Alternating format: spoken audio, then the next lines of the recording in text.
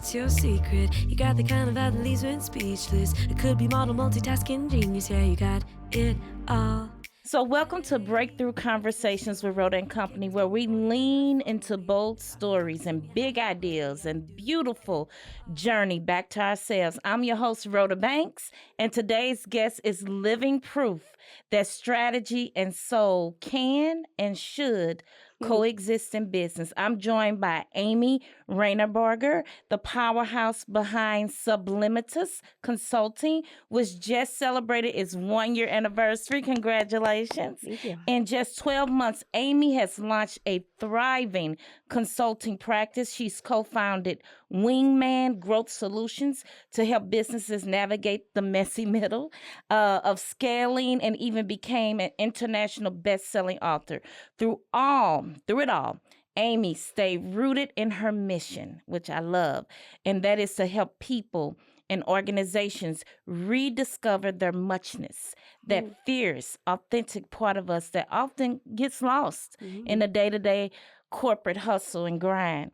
So from tech to timber, Amy's helped organizations spot dysfunction, spark transformation, and realign with what matters most. So today we're diving into her bold approach to HR leadership and life, and how she's flipping the script on what it really means to grow. So let's dive in. That was awesome. Welcome, Amy. Thank you. Yes, I had to read that phenomenal intro, girl. You got Thank a you. lot of success. I admire you for all that you're doing, because to be an entrepreneur, I know that it takes a lot of hustle and a lot of sacrifice. Does it? Yeah, so thank you so much. Let's kick it off with this question. You become this international best-selling author. What was that journey like, and how did it influence your next chapter? Journey. I think you could probably agree with this. Writing it was more about writing it Yes. than the actual publication or becoming an author. The process kind of broke me open in the best kind of way, as it usually does when you're really kind of living in that space. And for me, it gave me the opportunity to put language and words to feelings that that were fragmented over time, right? It was a really great way for me to just open the door and remind myself of who I am and who I lost along the way. And I think for me, the writing of it, as I said, was really the journey. And now that chapter for me it's moving forward and being authentic and remembering that authenticity isn't a vibe. It isn't, character or personality. It's actually a responsibility. Yes, that's so true. Right? That's so true. It's so true that you're authentic. And I think even more so now, and with our younger generations, they can spot lack of authenticity from miles. Right? And I think most folks, they're just over being over it. Right. And they're looking for people who are real. Yes. And Bob Kolf, who is the founder of the Job Seeker Garden Club of St. Louis, and they were doing this anthology, and he said, "You have a story. You need to share it." Yes. So I did. Awesome. What's the title of your chapter? Showing Up on Purpose. Showing Up on Purpose. And the book is titled Rediscovering Your Purpose. Yeah. And where can we find that book? It is on Amazon. Awesome. And we just passed, as you shared, the international best-selling space. Congratulations. Thank you so much. Yes. It's a lot of amazing authors offering information that's just about not just the discovering purpose part or how they found it or where it came from, but also just celebrating the passage you have to take, especially when you're broken. You got to pick up all those pieces. You got to figure it out. Career transition for people it's not talked about enough. It isn't. The stress and the strain that it puts on folks. It does. It does. And it's not linear.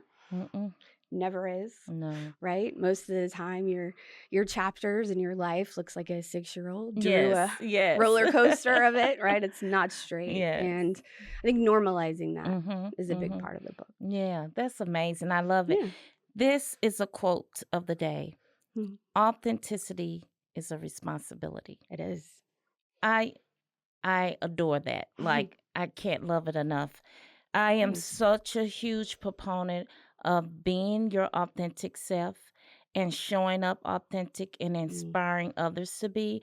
I think the more authentic we are, we give others permission to be authentic as well. 100% all of what it's about. Yes. Especially that concept of muchness. Yes. Right?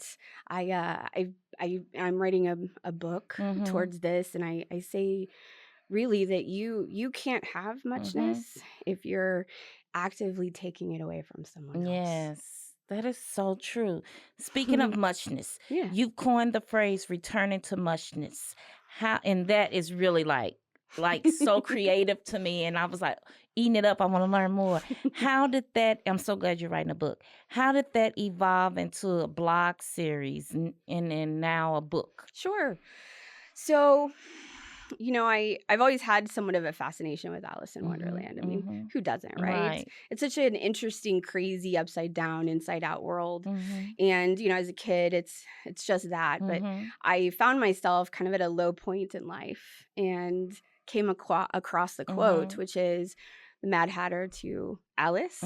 He says, "You've lost your muchness. You were much muchier before." And that just kind of hit me in a different way. Yeah. And it sparked this idea of it's not lost. You got to return to it. It's like a homecoming. And that's where I started to really think about all the things that I didn't have figured out. Right. But I felt if I wrote about it, I could figure that. I could get there. And so I just started writing. That's amazing. And yeah, so when you think of Wonderland, right, we think, yes, it's a children's fairy tale story. Right. But when you take a step back for a second and you think about Wonderland, it's inside out, upside down, logic is what it doesn't make sense. Right. You dysfunction and all the things. It's more as an adult. Right. It's a documentary. It really is. It really is. Right. And you just, when I started to see the parallels of that, that's when it just struck me. I was like, okay, I got to start writing about this. Wow. And I have so many topics in there. I think I've got about 14 blog posts now.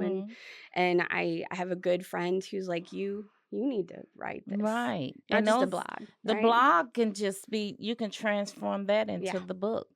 And that's essentially where I'm going with it. And, I talk about things like, I call it the cult of ASAP and sanity tax. It's something that we all pay. Yes. Right? So true. And how that return to muchness is, it's a homecoming. Yes. You didn't lose it. No. You just dialed it down. Yes. And soul volume came from that too. Yes. Soul volume. Tell me more about that. Sure. Soul volume is the frequency of who gets to see the real you. Yes. Right?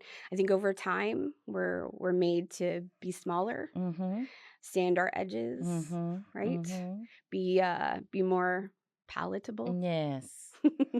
Be a team player. Yeah. I love that comment. Yeah. Right? We hear that word too much and we kind of flinch. Yes.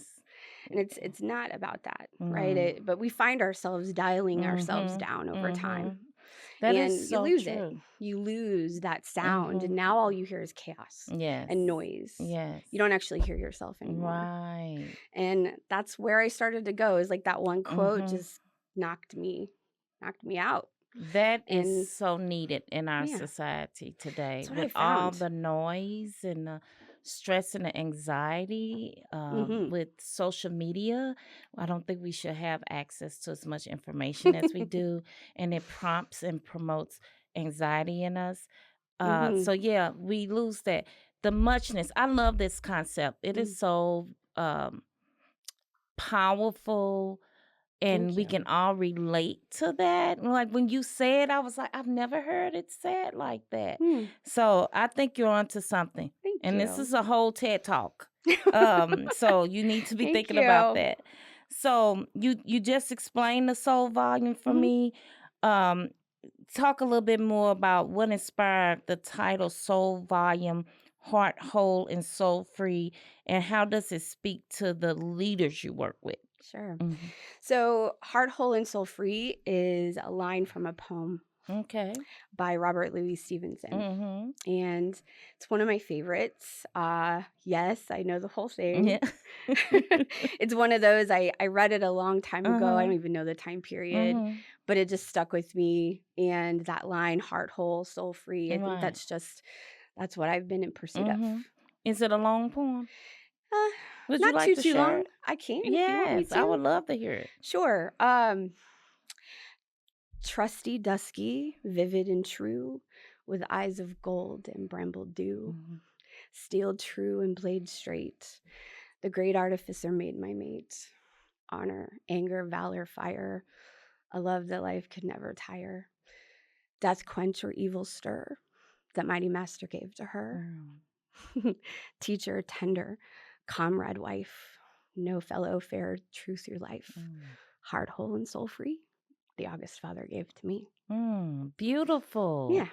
Beautiful. Look, poetic.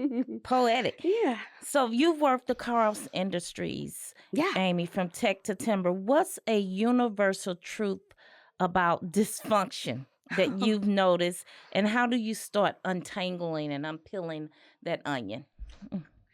Dysfunction doesn't discriminate. It is in every industry. Yes. It's in every position, type and role, and function and focus. And in truth, dysfunction is misalignment that's been allowed for too long. Yes. And a lot of times what happens is, whether you're a scrappy startup or you're a business that's been running since the Reagan administration, right? It really, that truth is that it's been tolerated too long. These are the whispers, those things that unclear expectations, power dynamics, especially the invisible ones, right?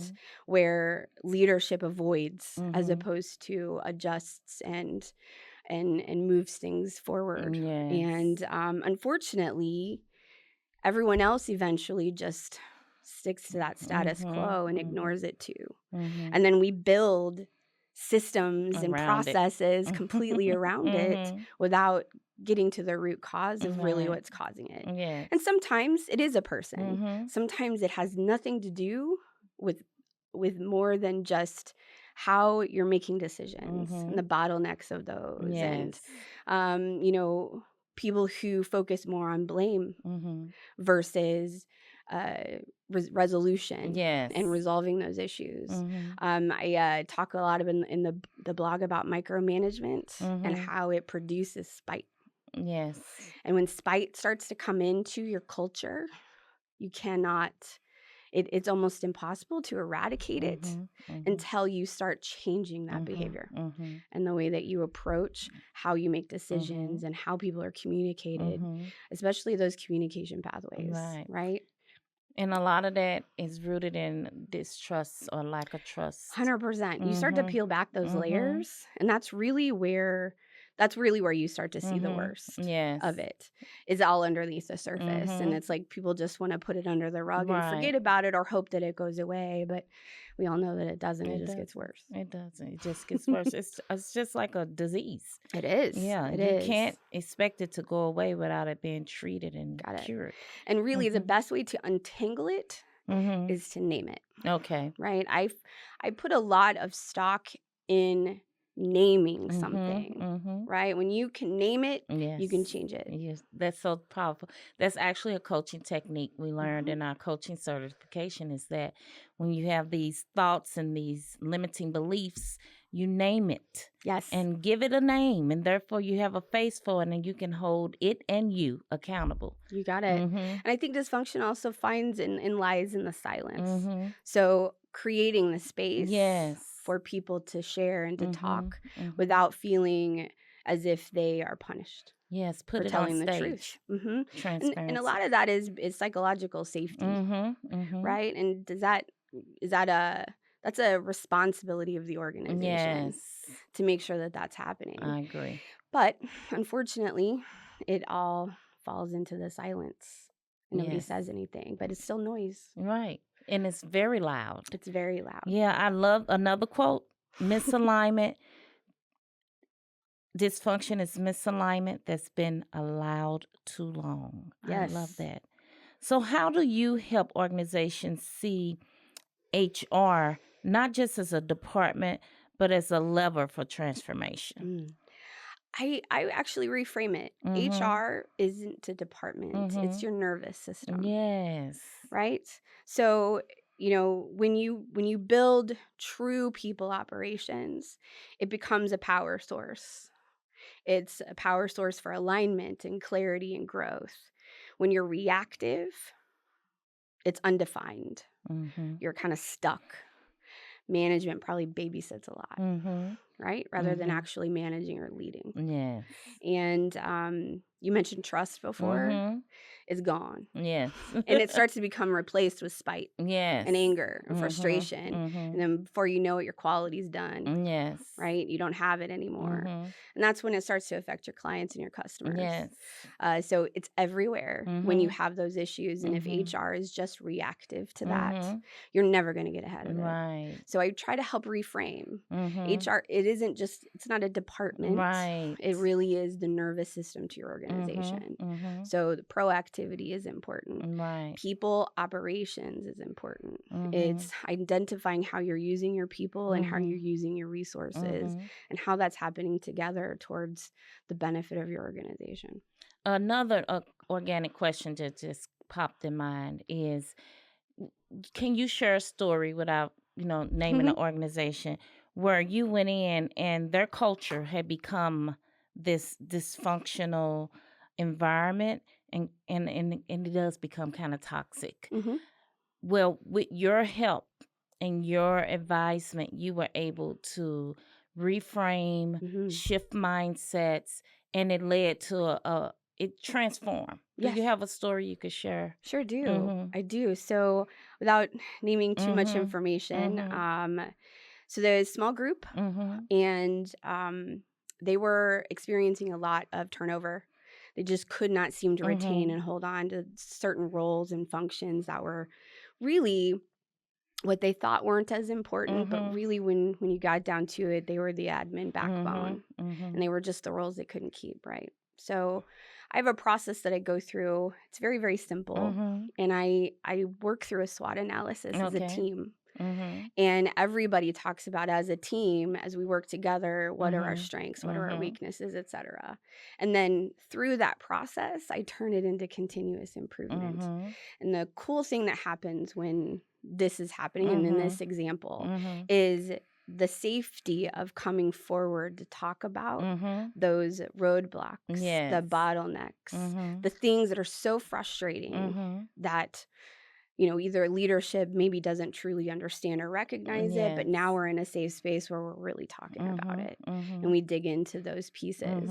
And then it's more than just, that's a problem. Now it's, how do you want to fix it? Yes. You know what I mean? If you don't have a solution, then you're part of the problem. Right. Let's work through the problem and solve it and turn it into that continuous improvement. And I'm happy to say that she's held on to 2 roles for over 2 years. Wow.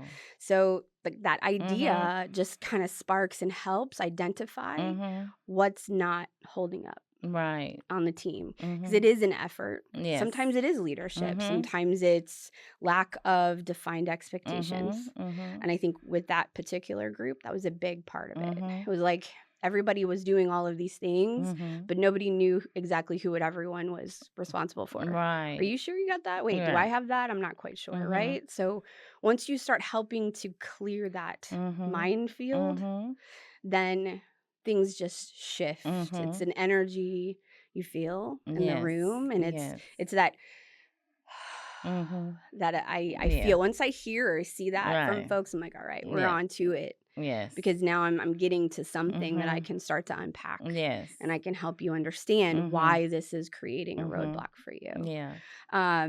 So that company, as I mentioned, that retention issue, that was their biggest problem. And the reduction of turnover is that's a cost savings to your business, especially as you compound it over time, right? So that is, it was a simple process, but once we got through the end, it made a significant change. And their turnover went down. Sure did. That's amazing. You know how there's a saying out there that say people quit leaders. They quit companies. cultures. They do. Yeah. Absolutely. They bail. Yeah, because everything you're describing, it is the culture and the norms that are within the culture.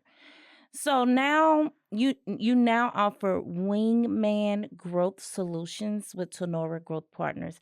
Can you tell us about that and what makes it different from your traditional consulting? Sure. Wingman Growth Solutions is it's a program and it's a process. Really, it's for those small businesses that are caught in that what I call the messy middle of growth, and it's where revenue's up, but clarity, your margins, your sanity, it's all leaking. Yes. And you're not sure how or where or why, but your business model may be amazing. Your sales team may be working really great and well. However, something is just not moving. Your revenue's growing, but your profit margins are getting smaller and smaller, right? So the Wingman Growth Solutions, the idea of that is to come in not as giving you a playbook, with some templates and some checklists and saying peace out. Right. It's being there and co-building the playbook with you. The wingman. Yeah. You got it. If your business doesn't go according to plan, call your wingman. Yes. Right? We all need a wingman. You all need a wingman. And that's really where it started. And I think for us, where we are different is that we walk the process with you. It's fractional firepower when and where you need it, because it's over what we consider the 6 pillars of growth, of true growth for an organization, which is sales, marketing, operations, people and talent, compliance and risk management, and finance. Yes. Right? So the fractional folks that we have on our team are all seasoned. Yes. They really understand not just what they're doing, but how to quickly assess and triage. Yes. So ultimately, that's what it is. Okay. When you have dysfunction happening in your business, you're not going to grow from that. Right. You can't grow without stabilization. So that's what we come in to help do. Okay. Because that dysfunction applies in sales, in marketing, and et cetera, and across the board. And as you start to realign and find the clarity among the chaos, then things shift. Seismic. Yes. You just described how culture eats strategy for breakfast. You got it. You really did, because they can be growing, margins getting lower, dysfunction within, toxicity, high turnover, low morale, all those things. Yeah. Get your wingman. And here's the thing, most clients already know it's wrong. Right. They just don't have the bandwidth to do it. So that's where the wingman comes in too. It's real problem solving, but it's not just a here you go, here's a suggestion, give me a call when you have problems. Right. No, it's let's sit down and let's solve it. Let's get you to the end. Yes. So that you can move on. Yes. Focus on your business, not just in the business, right? I think it breeds a high return on investment. It really does. It really does. And when you go back to that idea of people and operations being the nervous center of your business, things, again, that seismic shift starts to happen. That's amazing. Because of that alignment and clarity. Those are 2 things I think that are just overlooked as being important skills in the workforce. Yes, I agree. Clarity of all sorts, role clarity, you name it, clarity. Yes. So what are the first signs a company is stuck in the messy middle? Great question. So on paper, and maybe even from the outside, things look like they're growing up, right? You look like everything looks great, but on the inside, it's just a chaotic mess. You might hear things like your owners or your founder saying, "Am I the bottleneck?" Right? Which, unfortunately, yes. Right. That's the answer. You might hear things like revenue's rising, but our profit margins aren't. Or you might hear things like we're hiring, but the founder is CC'd everywhere. That's another example. That's I see that a lot. Micromanagement. It's a sign of micromanagement. It's a sign of not being able to delegate and let go. But it's also potentially a sign where growth needs to start to split. Yes. Right? You're wearing too many hats and a fire suit all at the same time. How can you actually be effective when you're like that? Right? That's so sometimes it's something as simple as coming in with a client and saying, okay, where's your admin staff? No admin staff. Well, okay, well, that needs to, that's where we got to start. Right. Because you can't do it all yourself. Why are you sending that? Right. Right. And sometimes it is. It's just saying, okay, why can't you let it go? We've got to figure out how to let it go. How can you become comfortable with delegating those tasks? So that's some of it too. Yeah. That's a great business model. So when you come in as a wingman, where do you usually begin? I do an audit. So I really focus on a clarity audit is what I call it. And I start with where you're in pain. And I grow backwards. Okay. Right? It's where are you suffering? What keeps you up at night? What causes you to wake up in the middle of the night and say, oh shit. Right. Right. Once I start to focus on the pain, then we start to identify what's causing it.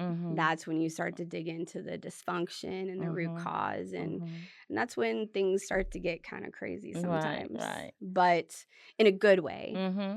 Sometimes what I hear and what I see is like this flinch. And then the deep breath after, where you're like, okay, that's out. Yes. And we can move forward. But that's where I start, is a clarity audit. Yeah. And it just starts to dig into where your pain points are. We triage that, we stabilize, and then we start the process of identifying growth. Yeah. And where you're, not just where you're going, but where you're growing. And that clarity audit, does it consist of interviews, focus groups, observations, etc.? You got it. It's across the board. Okay. Yes. So it isn't just the leadership team. I'll give you a great example. One of my clients that I'm working with now, I was very specific about making sure to ask, who is it the employees go to for X, Y, or Z? Oh, it's the general manager. I want to talk to them. Right. Because they're inevitably the ones that see kind of what's behind the curtain. Yes. Right? Yes. They're probably the folks that know where your skeletons are buried. Yes. And those are the folks I want to talk to. It's not so much about the skeletons. It's more about, how do we stop it? Yes. How do we stop that from happening? Because I know you got to know. Right. You got to see. So what do you see? Right. So conversation, yes. Yeah, there's assessment questions, sure.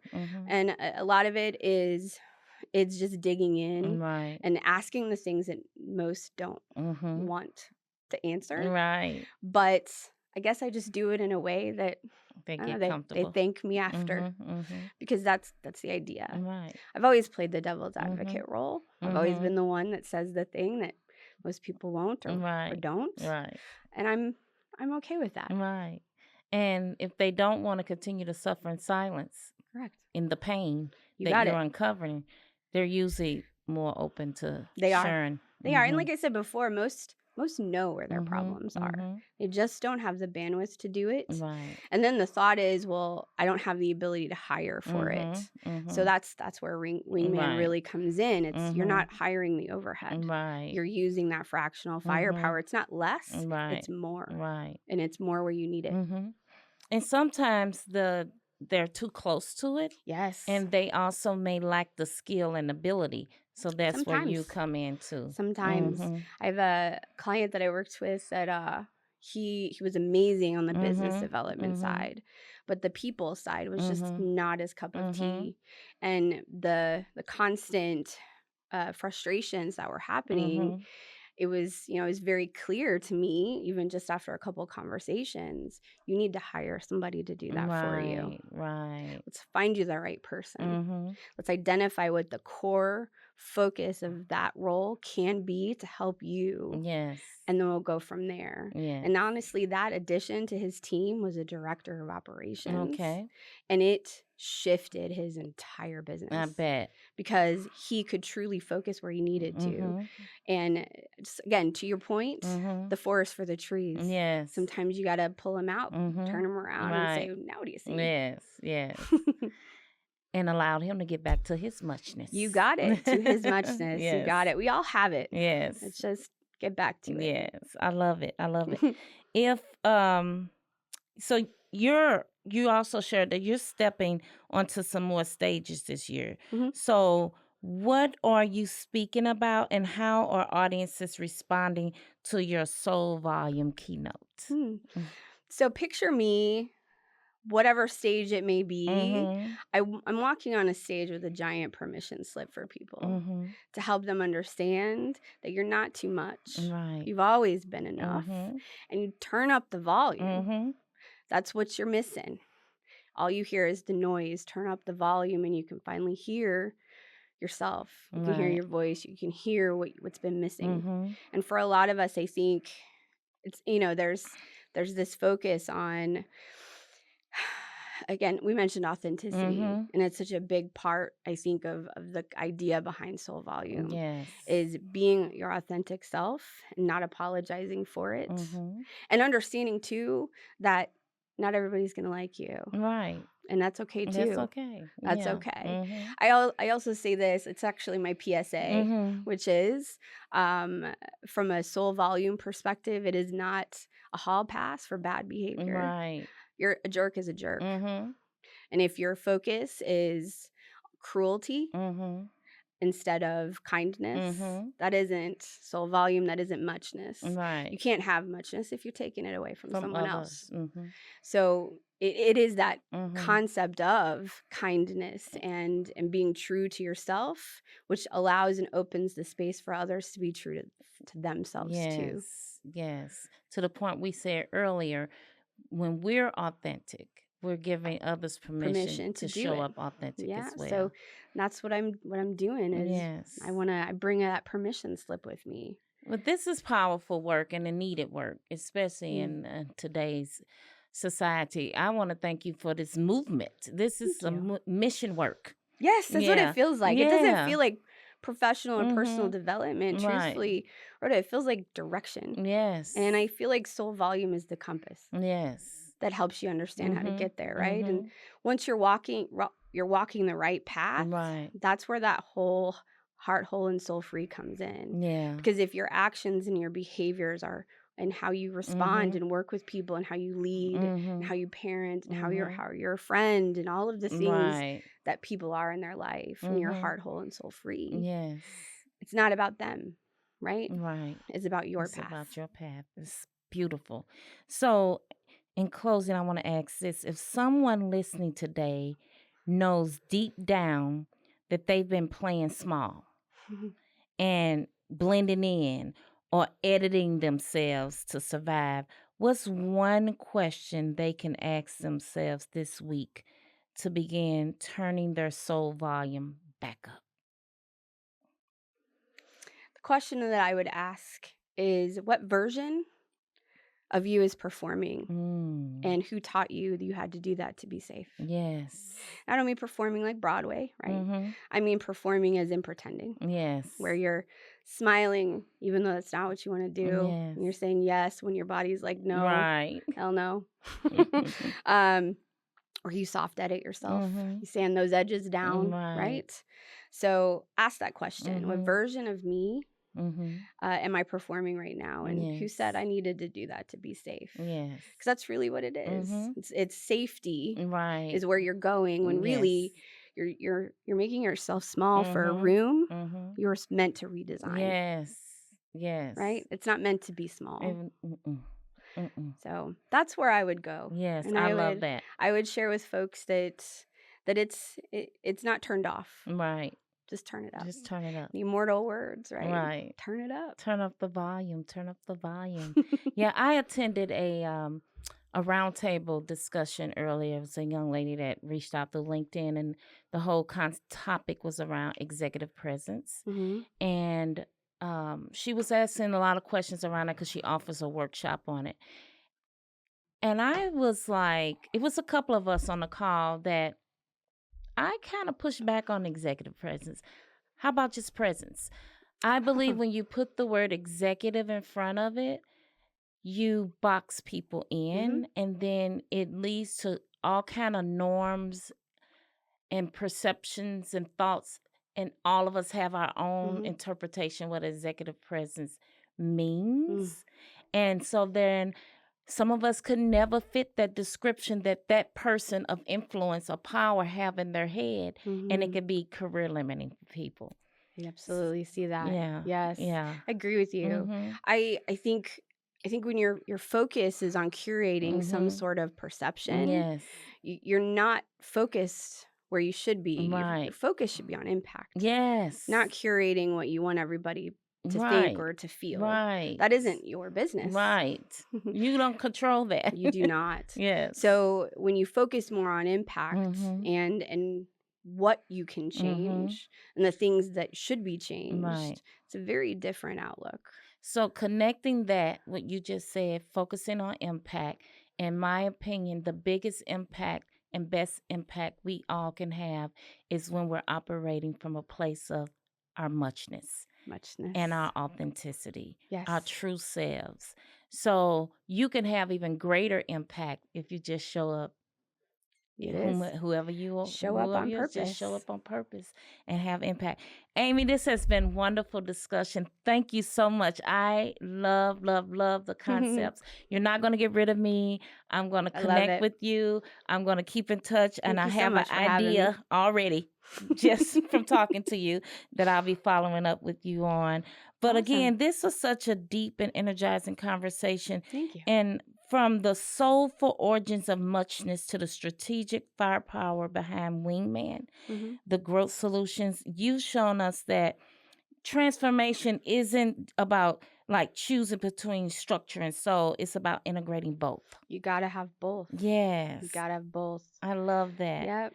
So to our listeners, if you're stuck in the messy middle, or if you're feeling misaligned or craving a return to your bold self, this is your sign. You can also reach out to Amy. Amy, how can I get in touch with you? So I have an email, I have a website, I have all sorts of things. I'm going to be speaking next Monday for Women Empowering Women, the chapter that's in O'Fallon, Illinois.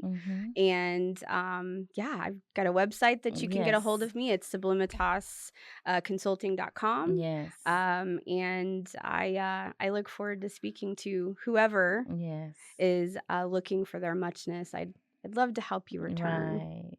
Also, you still have your blog, right? I do.